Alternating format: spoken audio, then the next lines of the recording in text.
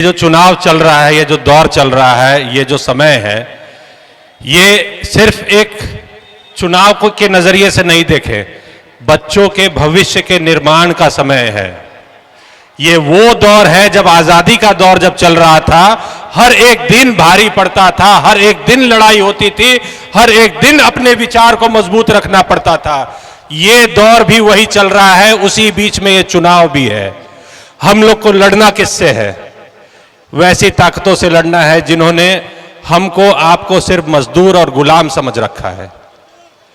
सिर्फ मजदूरी कराने के लिए हम लोग का इस्तेमाल किया जाता है, सिर्फ भीड़ के कारण भीड़ बनाने के लिए हम लोग का उपयोग किया जाता है। जब बात आती है हमारे आपके अधिकार की, तो अधिकार वो अपने चुने हुए लोगों को ही देते हैं, संसाधन वो अपने चुने हुए लोगों तक ही देते हैं। मेरे एक भाई कह रहे थे 5 डेसिमल जमीन की बात, 1000 एकड़ जमीन देने के लिए उनके पास है। 1000 एकड़ जमीन उन्हें अपने दोस्तों को देने के लिए है, पर अपने गरीब साथियों को, अपने जो हमारे यहाँ साथी लोग बैठे हुए हैं, इनको 5 डेसिमल गरीब को देने के लिए उनके पास जमीन पट्टे की नहीं मिलती है। लड़ाई इस चीज की है कि आने वाले समय में सत्ता में कौन आएगा, हम लोग का रक्षक आएगा या हम लोग का भक्षक आएगा।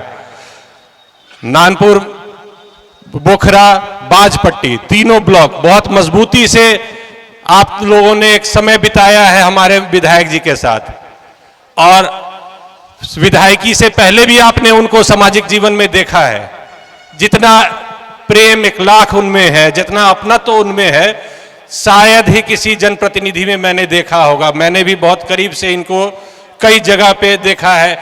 हमारे नेता कहते हैं कि उन्होंने हेलीकॉप्टर को ट्रैक्टर बना दिया।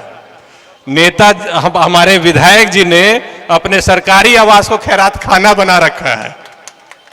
कोई भी, सिर्फ नानपुर, बोखरा, बाजपट्टी के नहीं, पूरे बिहार का कोई आदमी तीमारदार वहां आके रुकता है, उसके खाने रहने की व्यवस्था होती है, उसको हॉस्पिटल में जाने में अगर कोई समस्या होती है तो उसका व्यवस्था किया जाता है।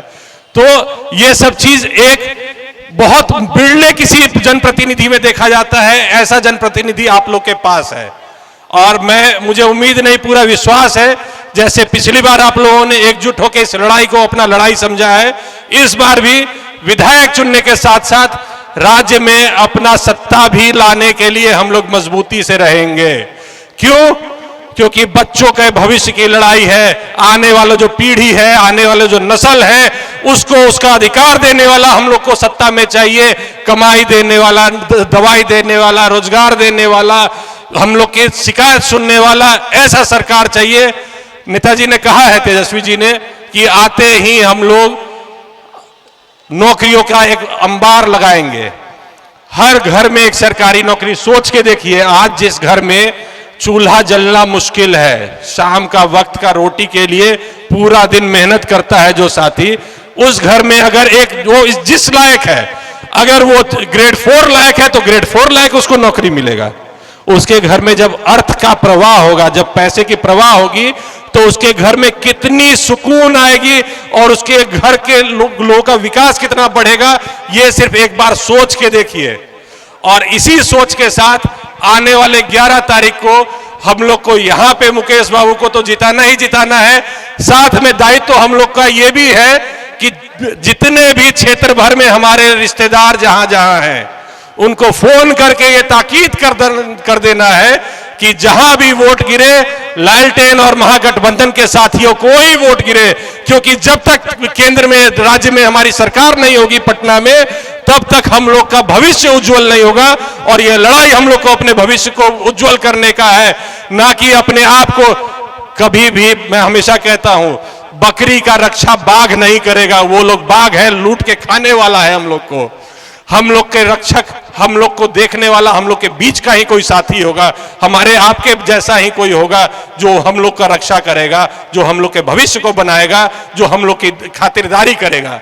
और हम लोग के बीच का साथी एकमात्र यहाँ मुकेश भाई है। मुकेश जी और हमारे जो महागठबंधन के जो सरकार जब आएगी, तो मिलजुल के, अभी भी हमने देखा है कई तकनीकी बिंदुओं पे जो उनकी समझ है। एक सवाल इन्होंने सदन में उठाया था, शुक्रवार को जुम्मे के दिन छुट्टी होता है स्कूल्स में, लेकिन आपके पोर्टल पे जो शिक्षक साथी होंगे या जिनके परिवार में शिक्षक होंगे वो कोरिलेट कर पाएंगे।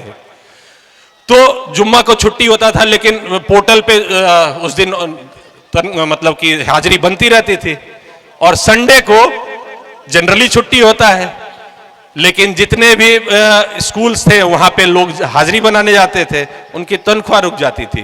पूरे बिहार में यह मुद्दा किसी ने नहीं उठाया, एकमात्र हमारे मुकेश यादव जी थे जिन्होंने सदन में इसको बहुत तकनीकी रूप से समझाया, बहुत मजबूती से समझाया, और आज उन्हीं का देन है कि हर साथी का जो भी सैलरी है समय पे आ रहा है और उनका अटेंडेंस सही से जुम्मे का बन भी रहा है, जुम्मे की छुट्टी लग रही है और रविवार का उनका सैलरी भी आ रहा है। तो ऐसे तकनीकी और समझदार नेता को न चुनने का कोई कारण नहीं है। और राज्य में हमें अपने भविष्य को बनाने के लिए ये बात ध्यान रखिए, जो जहां है अपने साथियों को, अपने परिवार को फोन कीजिए और इत्तला कीजिए कि महागठबंधन ही एकमात्र वो समूह है जो आने वाले भविष्य में हम लोग का रक्षा करेगा, हम लोग को नौकरी देगा, हम लोग को इज्जत मान सम्मान और 2 समय की रोटी मुहैया करवाने के लिए तत्पर है। बहुत बहुत धन्यवाद।